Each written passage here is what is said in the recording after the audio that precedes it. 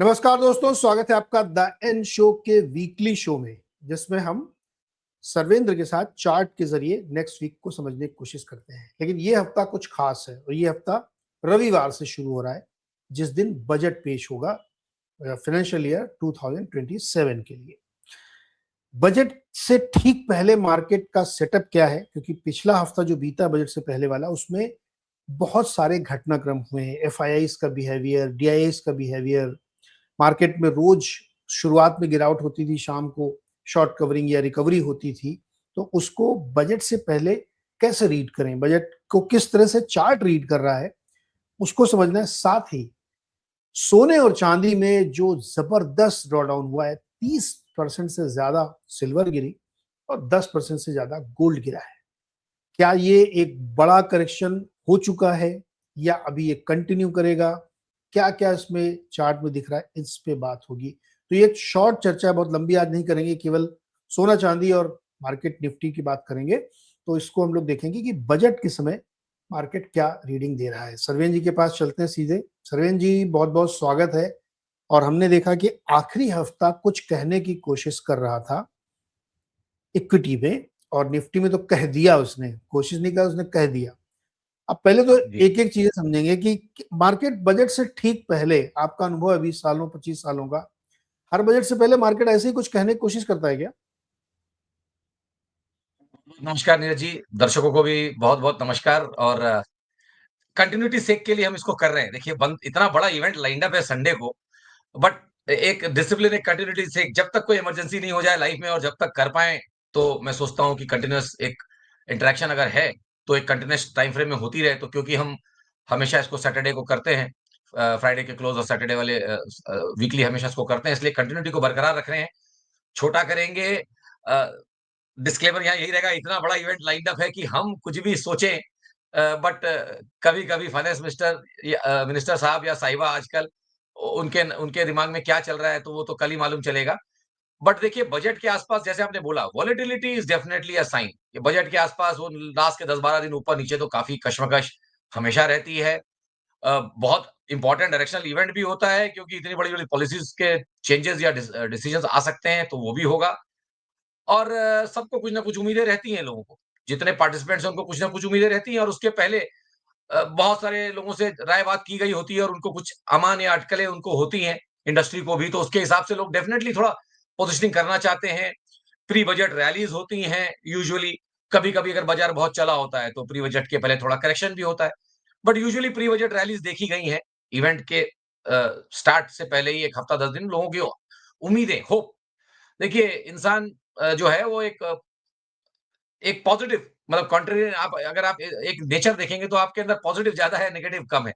और 60 टू 38 ये काफी सारे सर्वेज, जो रैंडम सर्वेज होते हैं, ब्लाइंड फोल्ड रैंडम सर्वेज, उसमें ये आता है कि 62 टाइम्स आदमी ऑप्टिमिस्ट रहता है और 38 टाइम्स ही वो पेसिमिस्ट होता है।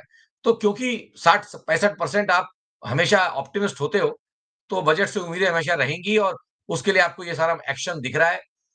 इस बार अलग क्या हुआ है जो हम चार्ट में देखेंगे कि भाई आप बहुत इंपॉर्टेंट लॉन्ग टर्म एवरेजेस के आसपास हो, जो बुल टेरिटरी होती है, 200 दिन का मूविंग एवरेज एक्सपोनेंशियल, उसके आसपास ये मार्केट चल रही है, कशमकश चल रही है और यहाँ पे बड़े फ्लोज का आदान-प्रदान हो रहा है। मतलब 8-8 हज़ार करोड़ की बाइंग सेलिंग हो रही है, 5-5 हज़ार करोड़ की बाइंग सेलिंग हो रही है। कौन बेच रहा है, कौन नहीं ले रहा है, वो बात की बात है, बट इतना सारा डिलीवरी वॉल्यूम, जो पहले 3-4 हज़ार करोड़ में हम दिन खत्म कर रहे थे, अब हम 5,000 8,000 करोड़ के भी वॉल्यूम्स कर ले जा रहे हैं और डिलीवरी का हस्तांतरण हो जा रहा है एक तरफ से दूसरी तरफ। तो ये अपने आप में डेफिनिटली ये बता रहा है कि इस जगह पे कंट्रोल का बैटल है। बेयर्स कंट्रोल करना चाहेंगे कि 25,000 टूटे और बुल्स चाहेंगे कि 25,000 25,300 ना टूटे, क्योंकि वहां से गेम पलट सकता है। तो वो कशमकश रहेगी, वही चल रही है। बजट में कुछ अगर अच्छा आ गया तो मुझे लगता है थोड़ा एक आपको बाउंस ठीक-ठाक मिल सकता है। बट वो सब कुछ जैसे मैंने बोला ना, वो कंडीशनल है। कल सुनने के बाद ही वो डिसाइड करेंगे। सरवेन जी, ये बताओ कि लास्ट वीक में जो हम लोगों ने देखा कि पूरे हफ्ते, मतलब एक दिन तो छुट्टी थी, मंगल से जी, शुक्रवार तक सुबह गिरता था और शाम को बढ़िया रिकवरी होती थी। जी। क्या ये मतलब म्यूचुअल फंड वाले लोड अप होके जा रहे हैं क्या बजट सुनने के लिए? बिल्कुल, लौटे तो हुए हैं। 8,000 करोड़ की आई थिंक मोटा-मोटी 8,000 की एक दिन बाइंग दिखी थी। उसमें से एफआईआईज़ ने खाली 1700-1800 करोड़ बेचा था। तो बाकी आई थिंक काफ़ी सारा सप्लाई भी आया, पूरा इन्होंने साफ किया है, एफआईएस का भी माल लिया है और मे बी बड़े एचएनआईज़, बड़े प्लेयर्स और जिन्होंने ये 5,000 करोड़ कहीं से तो आया है, अब चाहे वो कोई भी हो, बट वो बड़े प्लेयर ही होंगे, प्रमोटर्स होंगे या दूसरे फंड्स होंगे या हेज फंड्स होंगे, जिनके नाम नहीं आ रहे हैं। तो उतना बड़ा डिलीवरी लिया है, 8,000 करोड़ का डिलीवरी लिया है और बाकी दिनों में भी 3-3 हज़ार करोड़ की भी बाइंग हुई है। तो 10-12 हज़ार करोड़ की डिलीवरी से आप लोड अप होके जा रहे हो, तो येस डेफिनिटली आप लोड अप हो रहे हो। थॉट यहाँ पे वही है कि इनको भी मालूम है कि ये दायरे बहुत इंपॉर्टेंट है। यहाँ से control, battle of control 200 day exponential moving average जो आपको चार्ट में दिखेगा, उसका बैटल ऑफ कंट्रोल जो ब्लू एवरेज आपको दिख रहा है, वो करीब वही 25, 225, 300 के आसपास है। तो वहाँ पे एक्शन शुरू हो गया है। बुल्स नहीं चाहेंगे कि वो लेवल टूटे क्योंकि उसके बाद लॉन्ग टर्म टेक्निकली स्पीकिंग, आप टेक्निकल पार्लेंस में आप बोलते हैं कि अगर 200 दिन का एवरेज टूट गया नीचे में, तो आप बोलेंगे technically you have entered a bear market. या एक हम्म, फिल्टर होता है कि टॉप से अगर आप 20% टूट गए, तो भी आप टेक्निकली एक बेयर मार्केट में चले गए किसी स्टॉक के लिए। बट मैं इंडेक्स के लिए 200 दिन के एवरेज को बहुत इंपॉर्टेंट मानता हूँ। सब मानते हैं इनफैक्ट, और सारे बड़े प्लेयर्स को देखते हैं, लॉन्ग ओनली फंड्स उसको देखते हैं। तो अगर 200 दिन का एवरेज टूट गया तो लॉन्ग ओनली फंड की पैसिव सेलिंग आना शुरू हो जाएगी। इसीलिए आई थिंक उसको डिफेंड किया जा रहा है या कर रहे हैं, नोइंगली अननोइंगली वो लेवल डिफेंड हो रहा है और बुल्स नहीं चाहते कि वो लेवल टूटे। इसलिए आपको वहां पे एक्शन दिख रहा है। ये इस समय निफ्टी के 200 डे में एग्जैक्टली कहाँ पे है? आई थिंक 25 150, एक राउंड फिगर 25 150 25 200 के आसपास है, रहेगा। वाह, बड़ा करीब है भैया, वेरी जी क्लोज। जी। ओके, चलिए अगला है हमारा निफ्टी 500। टू बी एग्जैक्ट 25 168 दिख रहा है आपको वो ब्लूम नीचे में। तो वही ओके। मैं देखिए हमेशा कहता हूं कि स्टॉप लॉस और टारगेट ये कोई मैजिक नंबर नहीं है कि 100 101 105। सपोर्ट रेजिस्टेंस हमेशा एक ब्रॉड रेंज रहती है, आधे 1-2% की। तो इंडेक्स के लिए अगर आप रेंजेस ढूंढेंगे तो दो आप कहें 25 300 और 25 500 में मेरे लिए कोई बहुत फर्क नहीं है, 1% भी पूरा नहीं है निफ्टी के लिए वो। तो मार्केट हम्म, हमेशा, अभी आप ये देखिए 25 300 25 500 के पहले जोन रहे थे, उन्हीं जोन्स में अभी सपोर्ट लेने की कोशिश कर रहा है। तो 25 300 के आसपास टिका हुआ है क्योंकि 25 300 का ही पहले ब्रेकआउट हुआ था और 25 500 हम्म, 25 300 की पहले हर्डल बनी थी। उसी जगह पे वापस अब सपोर्ट लेने की कोशिश कर रहा है। कितना ले जी। पाएगा, कितना नहीं ले पाएगा, ये अगले हफ्ते डिसाइड हो जाएगा। बट बुल्स ने अपनी पूरी भरपूर कोशिश की है। यहाँ 12-15 हज़ार करोड़ की मेरे ख्याल से लास्ट 4-5 दिन में बाइंग हुई। ओके, तो अगला है निफ्टी 500, जो 23,110 के आसपास दिख रहा है। और हमने देखा जी। कि पिछले हफ्ते के एक और इंटरेस्टिंग ट्रेंड था कि लार्ज कैप स्टॉक में तो चर्निंग थी, एक दिन ये, एक दिन वो, एक दिन ये, एक दिन वो, लेकिन मिड कैप और स्मॉल कैप में रिकवरी ज्यादा बेटर थे as compared to large cap. इसको कैसे रीड कर रहे हैं आप निफ्टी 500 को? देखिए निफ्टी 500 भी अपने 200 दिन के एवरेज पे ही है। 23 100 के आसपास आपको दिखेगा, वो 23 100 के आसपास अपने एवरेज के आसपास ही है वो। और थॉट यही उसके थोड़ा नीचे ही है। तो आप डेफिनेटली मेक और ब्रेक, जो हम पिछले चार्ट में, वही मैं एक और पॉइंट ऐड करने वाला था कि आप बाजार के मेक और ब्रेक लेवल पे हैं long term. Medium term, short term तो ट्रेंड और मोमेंटम ने साथ छोड़ दिया, ये तो बड़ा ऑब्वियस हो गया है कि 26 300 के ऊपर आप जा नहीं पा रहे थे निफ्टी में। यहाँ पे भी आप निफ्टी 500 में आप देखिए अब नया हाई भी नहीं मार पाए आप। 24 के हाई के आसपास भी, सितंबर वाले हाई के आसपास नहीं आए, वहां से 2-3 4% नीचे से ही आपने टर्न मार लिया है। तो यहाँ तो टेक्निकली सेइंग कि एक एक बेयर मार्केट का पुल बैक ही इसको बोला जाएगा, क्योंकि ये नया हाई नहीं बना पाया। तो अभी भी ये पुल बैक कैटेगरी में इसको आप अभी भी क्लासिफाई कर सकते हैं कि खाली पुल बैक रहा, जो कि ऑलमोस्ट 90-95% गया ऊपर। वहां से अब ये ब्रेकडाउन आ गया है वीकलीज में। मंथली के पैटर्न मैंने आज दिखाए नहीं है, मंथली के पैटर्न, क्योंकि आज हमें ये दिखाना था कि लड़ाई 200 दिन के एवरेज पे चल रही है।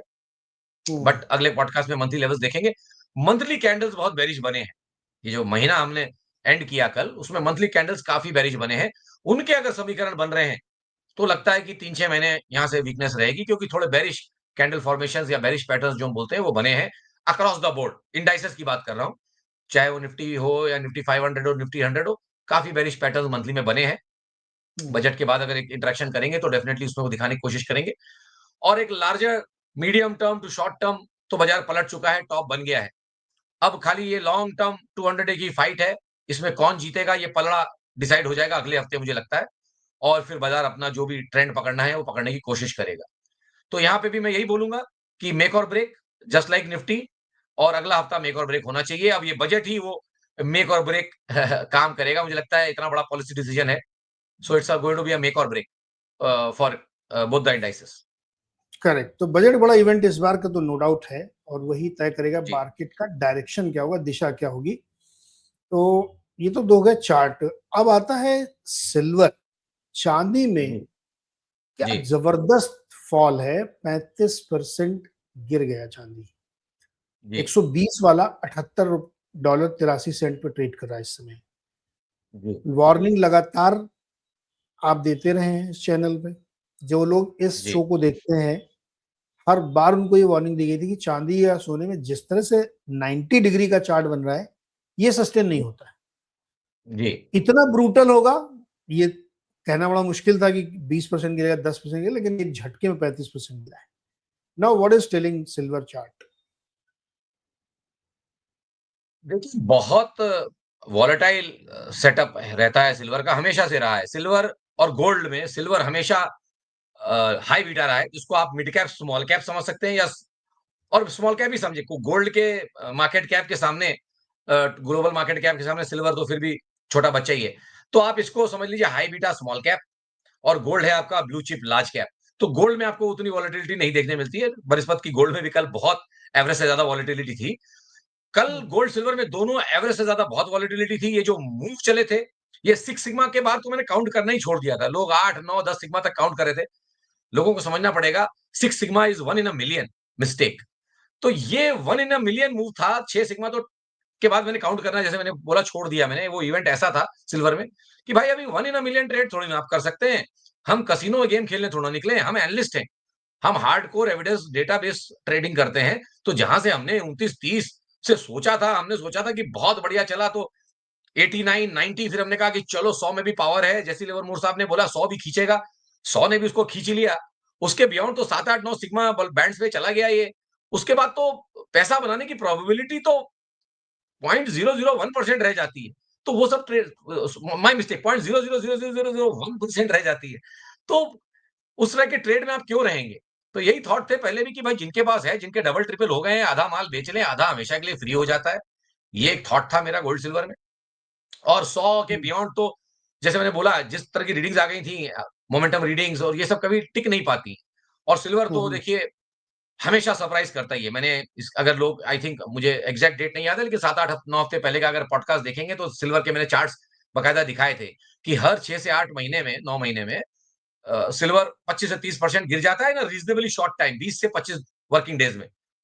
एवरेज एक 25 वर्किंग डे में सिल्वर, मुझे लगता है कि मेरे करियर में मैंने कम से कम 11-12 बार देखा होगा कि 25 से 30 वर्किंग डे में एवरेज 25 से 30% गिरा होगा। और ये तो अब हम चैट जीपीटी से ही पूछ सकते हैं, 1980 के डेटा तो दिख नहीं रहे कहीं क्लियर, बट एआई से पूछा तो, और हमेशा एक सिल्वर थर्सडे की बात होती है। विकिपीडिया पे भी उसका कंप्लीट डेटा नहीं मिलता कि एग्जैक्ट भाव क्या थे। बट जहां तक अमूमन एक एवरेज कहीं से निकल के आ रहा है कि 50% decline in one single day. Silver Thursday जो 1980 का था, आई थिंक मार्च का, 27 right. March, if I am not wrong, उसमें एक ही दिन में सिल्वर 20 से $10 आया था मोटा मोटी। 50% एक ही दिन में गिरा था।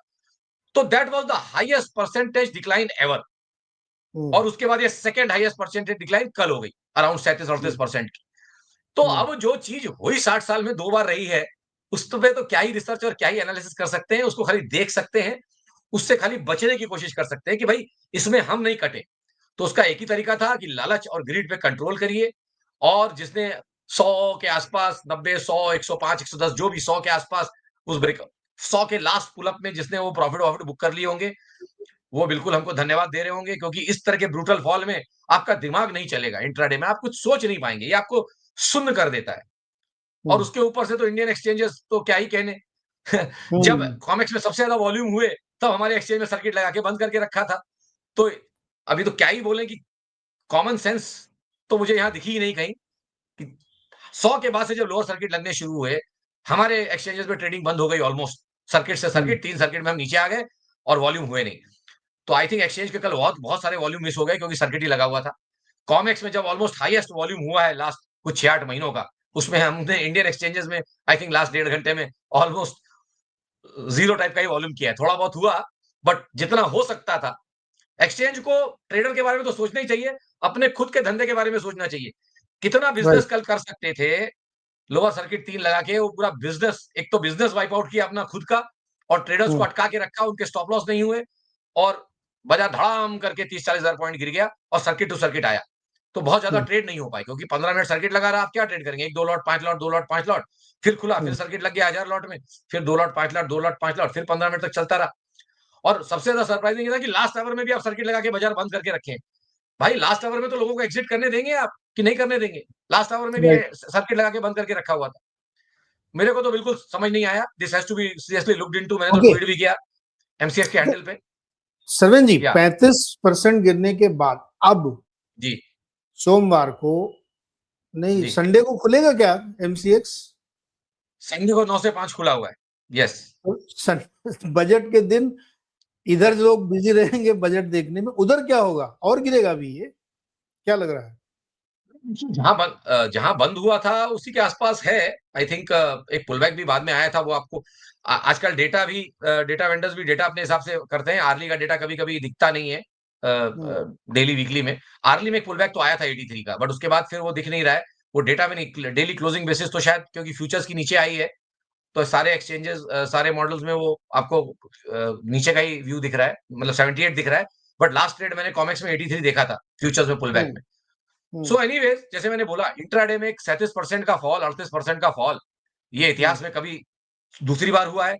पहली बार में तो हम स्कूल में थे, दूसरी हम्म, बार में जॉब में थे। मेरे करियर में this is the longest and the biggest one day decline, both in hmm, dollar terms में तो सबसे बड़ा है।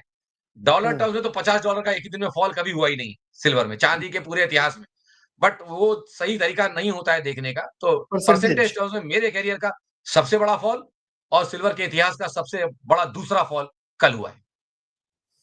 ओके, अच्छा इसी के साथ और गोल्ड का। क्रूज यहाँ पे ट्रैप हो गए हैं 100 का हम्म, ब्रेकआउट दिखा के, आपको हम्म, ट्रैप करके 100 के ऊपर का जो ब्रेकआउट है ना, वो आपको हम्म, साइकोलॉजिकली खींचता है। 100 के ऊपर हम्म, लोग एक्साइटेड हो गए होंगे और मेरे को लगता है 100 के ऊपर काफ़ी डिलीवरीज़ ले ली गई होंगी। 100-120 के ज़ोन में काफ़ी लोग ट्रैप हो गए होंगे, मुझे ऐसा लगता है, जो इनको एग्ज़िट नहीं मिला है। बिकॉज़ सडनली ये फॉल आया है, आप इतनी जल्दी रिएक्ट नहीं कर पाएँगे। आपने 2 दिन पहले मान लिया 100 के ऊपर, आपने 110 देखा, आपने 120 देखा, आप बड़े खुश हुए कि चलो 20% बन रहा है। फिर धड़ाम करके सीधा 78-80 अब आपके 20% जा रहे हैं। और ये हम्म, सोचिए जिन्होंने 100 के ऊपर 110, 115, 120 में भी लिया होगा, उनका क्या होगा? तो आई थिंक ये बुल ट्रैप हम्म, हो गए हैं। It's a classical bull trap.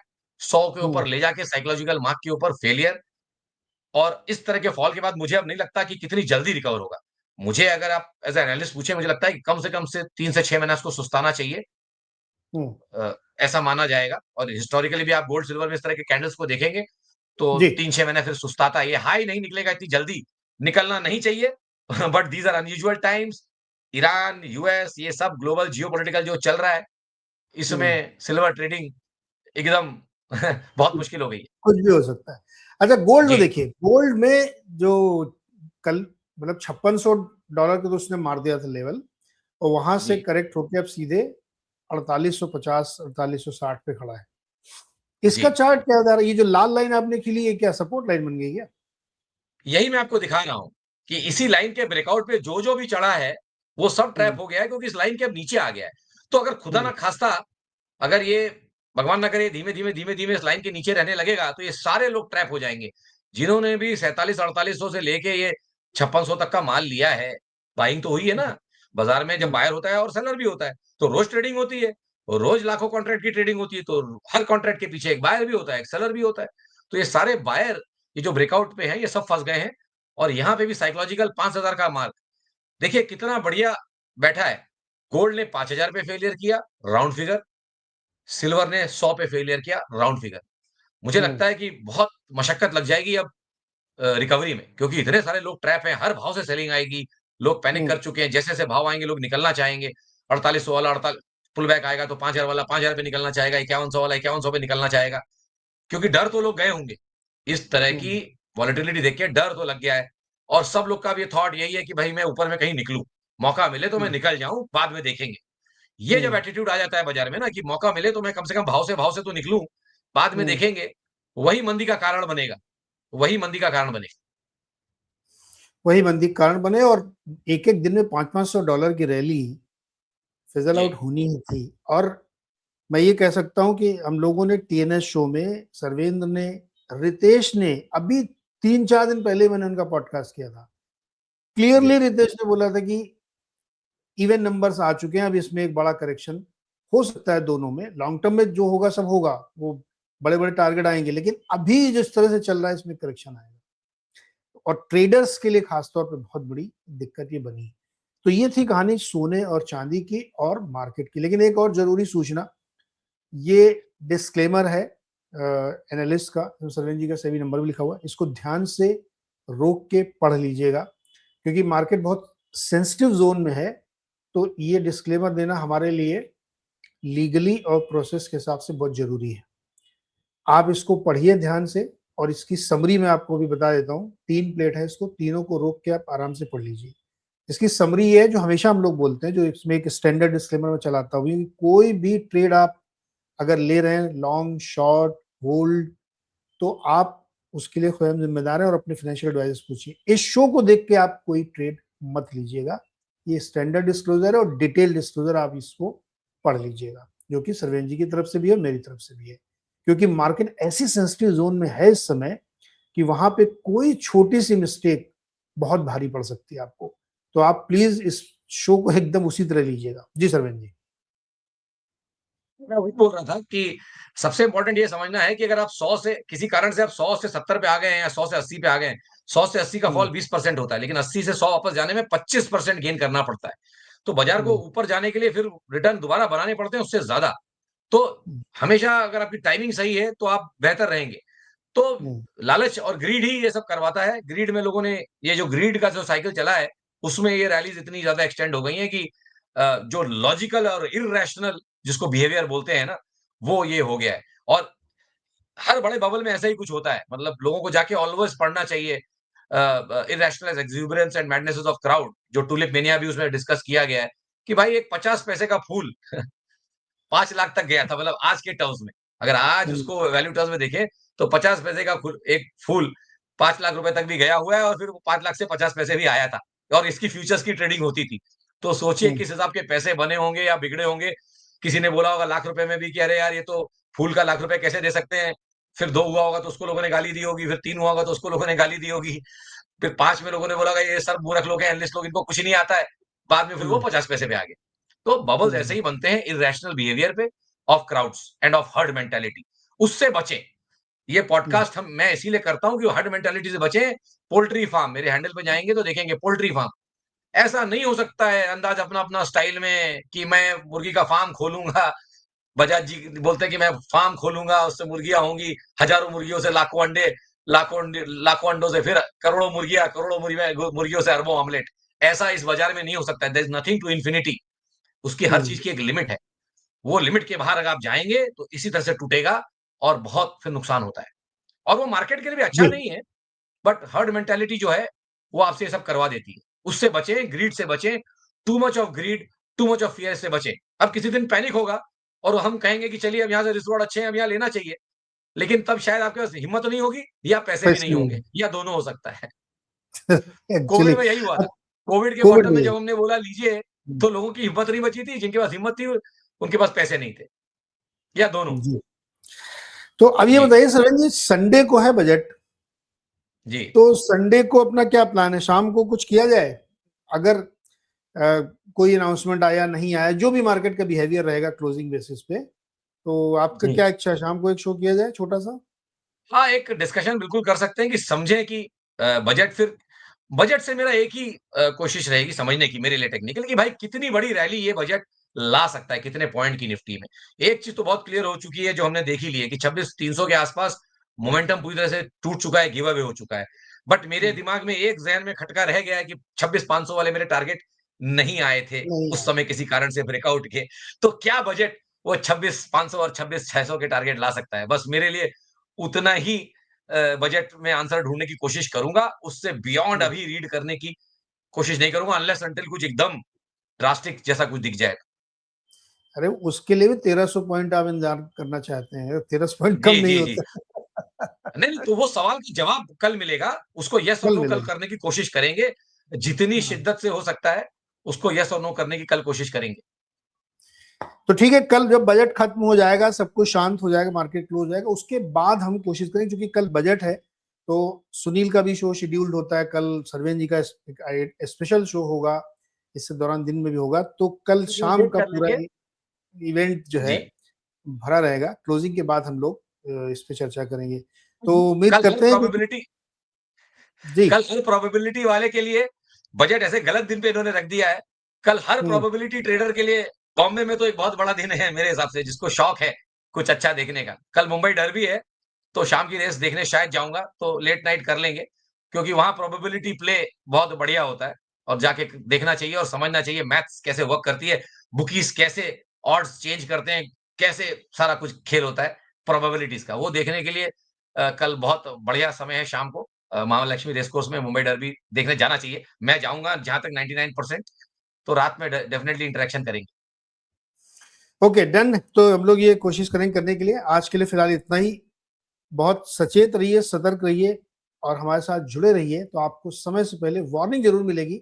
Action तो खैर आपको ही लेना है और ये डिस्क्लेमर भी ध्यान से पढ़िए क्योंकि मार्केट बहुत सेंसिटिव है इस समय, कमोडिटी और इक्विटीज़ दोनों का। बहुत-बहुत शुक्रिया सर्वेन जी। कल हम लोग फिर मिलेंगे।